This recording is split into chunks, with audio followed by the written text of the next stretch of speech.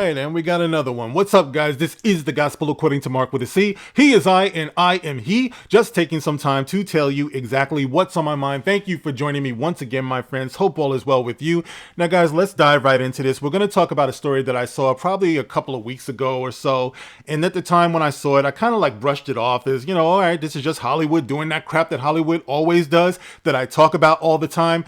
But then Orange Hat Reviews got in touch with me. You guys might know about him. Orange Hat Reviews is a great guy. I'm going to leave the link to his channel in the description below so you can check him out. But he got in touch with me and he wanted to know my comments and my thoughts on this particular story. And when Orange Hat Reviews makes a request of me, I try my best to honor that. So let's get into this, guys. Now, I'm going to refer to a story that I saw about the TV show Law and Order, SVU. That's Law and Order Special Victims Unit. Okay, and this has been on the air forever, and they did this episode where they were talking about a young woman who was sexually assaulted by a young man, and of course, they put race on it to make it nice and interesting for everybody. And the point of it is that the woman was reluctant to press charges against the young man because he's black and disadvantaged, and it caused her guilt because, of course, she's feeling like she's white privileged. So it makes for an interesting episode, I suppose. But I'm going to read a little bit off of newsbusters.org so you can get a better idea of what's going on. And I'm going to share my views on this afterwards, all right? So stay tuned. Now, it says here, white victim on Law and Order, SVU, resist prosecuting a black rapist. Now, like I said before, I got two things to say about that particular headline. Number one, I say the R word in its entirety. I know a lot of people like to dance around it. They say grape, they say vape, whatever, the R word and everything. But I'm actually reading something that's in front of me. So I would feel kind of goofy doing that, okay? I don't make a living doing these videos, so I don't have to be afraid of fucking YouTube or anybody else, all right? I say what's on my mind and I mean what I say. Now, the second part about this headline, you notice that, of course, they have to classify everything by race in order to get everyone's attention. I mean, it's not like white guys don't rape white women or anything, right? Or vice versa, or any combination of that. But of course, in order to grab the headline, in order to get everybody's attention, they go with the white victim on Law and Order, SVU, resists prosecuting a black rapist. Now, as I said, on that particular Thursday, NBC's Law and Order Special Victims Unit premiered an episode in which a white rape victim agonizes over prosecuting her rapist because he is black. In the episode, Truth Embargo, the rape occurs during a mass smash and grab robbery of a high-end store. One of the masked looters spots a shopper in a bathing suit near the dressing room and attacks her. They also have to stress that it's a high-end store. So what's this black kid doing in a high-end store? Anyway, this is the reason why a lot of black people get followed around in these high-end stores. Because, of course, according to Hollywood, we're all just supposed to be in the projects, on the ghetto. What are we doing outside of the avenue? What are we doing off of the plantation, okay? So anyway, he's in there looking for trouble, okay? So he spots a shopper in a bathing suit near the dressing room and attacks her. At the hospital after the attack, the victim, Natalie, falsely claims that she did not see the rapist because he was wearing a mask. Video store cameras later show that he took off his mask before entering the dressing area. So she was lying about seeing her attacker. Why would she be lying about that? Now, Natalie's lesbian partner, Brooke, and of course a lot of people who are reporting on this are leaving out the part that she is a lesbian. And you're wondering, what's that got to do with the story? Well, what has it got to do with the story that she's white and she's black? Okay, while we're breaking down descriptions, why omit that? So she's lesbian, and she says that she's angry at the police detectives, blaming them for New York City's spiking crime. All right, so as more evidence piles up, it points to a black man named Jay Watson. Natalie reluctantly identifies him in a police lineup, and he is arrested. During the trial, Captain Olivia Benson is asking Brooke how she's doing. Brooke tells her that the biggest source of angst for Natalie, who's the one who got attacked, is the systemic inequities that exist within the criminal system. Keep in mind, she just got sexually assaulted, but for some reason she's thinking about the systemic inequities that exist within the criminal justice system. All right, guys, a little bit of personal information. I've talked about this before. My mother was attacked outside of our home many years ago. I was still living at home. It was late at night. She was coming in, from work, and somebody ran up on her, put a knife to her neck, and tried to bring her back into the woods. My mother is a peace officer, all right? She worked in the court system. That's going to get relevant a little bit later on in the video. She had the frame of mind and the presence of mind, I should say, to reach into her purse, grab her gun, and shoot her attacker in the leg. He ran off bleeding. He was later caught. All right. The last thing that my mother or I or anyone in our family was thinking about was the systemic inequities that exist within the criminal justice system. That is some bullshit. No victim is going to be thinking about such a thing, but that's the way they write it on Law and Order SVU. All right, let's go down here and see what else is being said here. On the stand, Assistant District Attorney Dominic Carasy asked Natalie to identify her assailant in the courtroom, but she remained silent, forcing Carasy to request a brief recess. Now, outside of the courtroom, Natalie tells Carasy and Benson the dramatic story of how her adopted brother from Cameroon, when she was 12 years old, Natalie dared her black adopted brother to steal a pack of gum. Who would have thought? Oh man. So she just happened to have a black adopted brother, and then later on she gets attacked by a black boy. They got caught. Cops gave her a warning, but her brother received a night in juvenile detention. Oh my God. Okay. We really went out the window on this episode, guys. I'm sorry I missed this. This sounds like high comedy. Eventually, Benson manages to convince Natalie to identify her attacker on the stand. Let's see here. The episode ends with a cringeworthy scene in which Carasy agrees to accept a plea deal, despite a slam dunk case that is a guaranteed conviction. Why? Because the rapist feels really, really sorry about what he did. All right, so we have a statement from the rapist, the kid, Jay Watson. So he says here, "I took something I can't give back. It was just supposed to be a robbery, but when I saw her, my whole life, nobody paid attention to anything I did. Not at home, not at school. Always felt kind of invisible, you know? So why would this be any different?" Okay, stop right there.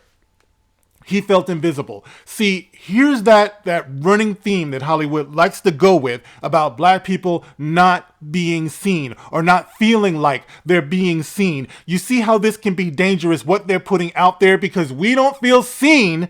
In part, this can lead to crime, to violence against others, because we just need to be seen that much. Maybe if he had watched The Little Mermaid, he wouldn't have felt this way.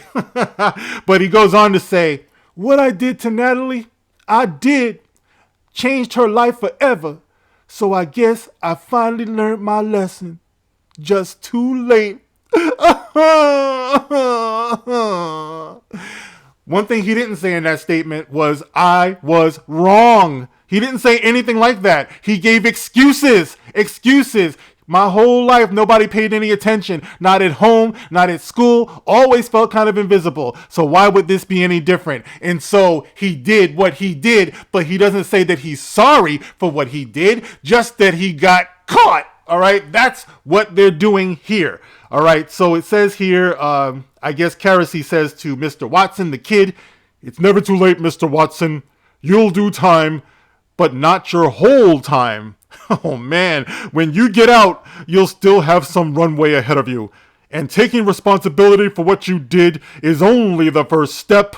Let's speak to Miss Ross." Okay, so anyway, the episode goes where it goes. And like I said before, guys, I want to just reference my sweet mother real quick because, as I said, she worked for decades in the criminal justice system. She was actually a executive. You know, she went from being a court officer. She rose through the ranks. She became a professor. She taught at NYU for a while. But one thing she always taught us, guys, is that we, her kids, her two sons and daughter, and we teach it to our kids, is that you are responsible for your actions. All right. She said that the criminal justice system is not fair. It's probably not fair to anybody, but being black, growing up black, you know this. It begins with you. When you put yourself in the system, if you get fucked up, it's your fault. Okay.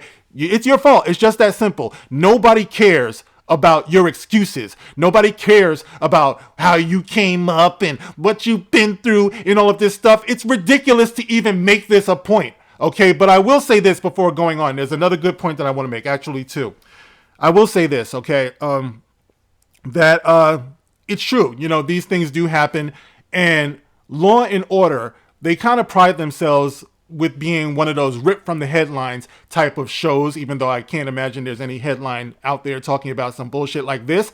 But the point is that it is fiction. Okay, so in the story, you're telling the story of a SJW, you know, somebody who feels they're privileged and all that. I mean, unfortunately, there are people out there that's like that. So it is a show that is talking about or presenting this particular case. All right, I believe they have the right to do that. It is fiction. All right, so I'm not going to object that much about them doing this.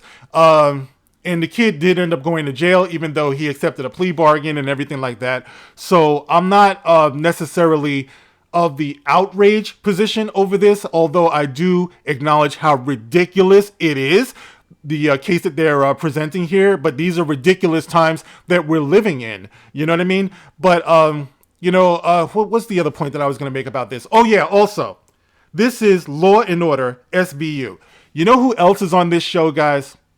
Who can guess? Ice-T, the rapper Ice-T. Now, you guys might remember in the 80s and 90s, Ice-T was like pretty much one of the godfathers of gangster rap. He came up off the street. He was talking about hustling. He was talking about gang activity. Big respect to Ice-T. He turned his life around. He was able to get this hustle right here where he's actually playing a cop. Isn't that ironic? But Ice-T is a perfect example. He came from the same elements that this kid on the show came from, but he managed to make something of his life. He managed to turn his life around. He didn't use it for excuses. As a matter of fact, go to one of his old joints back in the day called You Played Yourself. All right. And he's talking about this. A lot of Ice-T's records back then were cautionary tales. He said, look, nobody forces you to do crimes. All right. No one is making you do these things. You're choosing to do them. And guess what? Once you did it and you get caught, you played yourself. Nobody cares about that. Okay. So to wrap this up, I want to also let you hear, in case you just think that I am the problem, the fact that I'm saying this, I'd like you to hear from your very own president, Joe Biden, what he had to say when he was creating the crime bill back in 1993 for then President Bill Clinton. Destroyed a whole bunch of black families, a whole bunch of black lives. I guess they didn't know back then. They didn't get the memo that Black Lives Matter, because they did a lot of damage back then, those Democrats, they did. And they apologized for it since then, especially Bill Clinton. So it's not just me talking about the wrong of this, but listen to the words of your president, Joe Biden, back when he was semi-coherent. It says here, these are Joe Biden's words: "We must take back the streets. It doesn't matter whether or not the person is accosting your son or daughter, or my son, daughter, my wife, your husband, my mother, your parents. It doesn't matter whether or not they were deprived as a youth." What's that you say, Joe? It doesn't matter whether or not they were deprived as a youth. It doesn't matter whether or not they had no background that would enable them to become socialized into the fabric of society. It doesn't matter whether or not they're the victims of society. The end result is they're about to knock my mother on the head with a lead pipe, shoot my sister, beat up my wife, take on my sons. So, Joe Biden goes on, "I don't want to ask what made them do this. They must be taken off the streets. That's number one. There's a consensus on that. The Democratic chairman of the Judiciary Committee, the Democratic president of the United States of America, the Democratic Attorney General. Smokey, no!" The Republican leader of this effort, I love that puppy, but damn it, he gets loud. The Republican senator from Texas, we all agree on that. Okay, so to wrap it up, let's see what he goes on to say. "If we don't, they will, or a portion of them will, become the predators 15 years from now. And Madam President, we have predators on our streets. This society has, in fact, in part because of its neglect, created. Again, it doesn't mean because we created them that we somehow forgive them or do not take them out of society to protect my family and yours from them. So, okay, society created it. The kid felt like he wasn't seen. He was invisible. So, you committed the crime. You have to pay for the crime. They are beyond the pale. many of those people beyond the pale. It means that they're out of line. And it's a sad commentary on society. We have no choice but to take them out of society. And the truth is, we don't very well know how to rehabilitate them at that point. That is the sad truth. All right? So there it is, guys. All right? Words from your president, Joe Biden, back in 1993 when he wrote that crime bill that he was so proud of. All right? So what he is saying is basically what still applies today.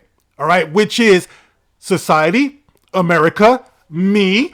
I don't give a fuck about your problems, all right? You don't know what I've been through. My father came up out of Marcy Projects in Brooklyn, back in the day, all right? Marcy Projects with a bunch of brothers and sisters. They were starving, and he went on to become a police officer, a high-ranking police officer at that. He didn't use any of that as an excuse for him to go wrong, all right? A few of his brothers did, all right, but he did not. And he would not accept that from us because we all know that it begins with us. It starts with us. I remember Chuck D saying in the old song Self-Destruction back in the day by Boogie Down Productions, he said, we've got to keep ourselves in check or else it's self-destruction. You're headed for self-destruction. I guess somehow we missed that point, guys. It starts with us. So you can't let goofy ass shows like this tell you different.